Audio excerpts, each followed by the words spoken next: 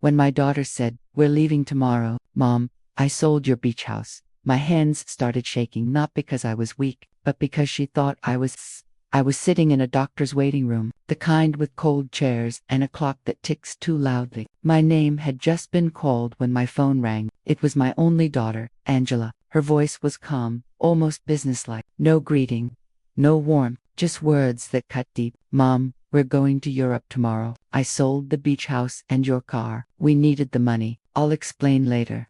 Then the line went dead. I stared at my phone like it had betrayed me too. For 45 years, I raised that girl with everything I had. I skipped meals so she could eat. I wore the same coat for 10 winters so she could have new shoes. I stood by her when her marriage to Edward fell apart, when she cried on my shoulder and said, "I don't know how to do life without you."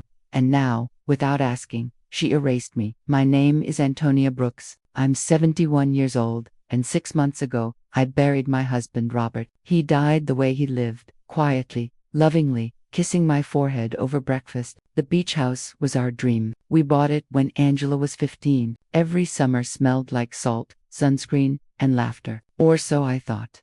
After Robert died, Angela suddenly became attentive. She drove me to appointments, brought groceries, suggested I simplify my life. I thought it was love. I didn't realize it was preparation.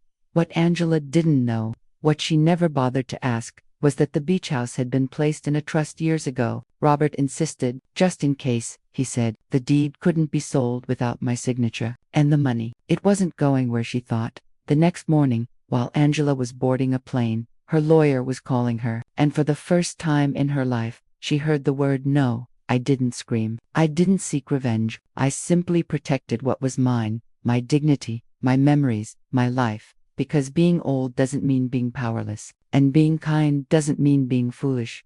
Would you have forgiven her, or done what I did? Tell me in the comments, and if this story touched your heart, subscribe, because sometimes the quietest voices carry the strongest lessons.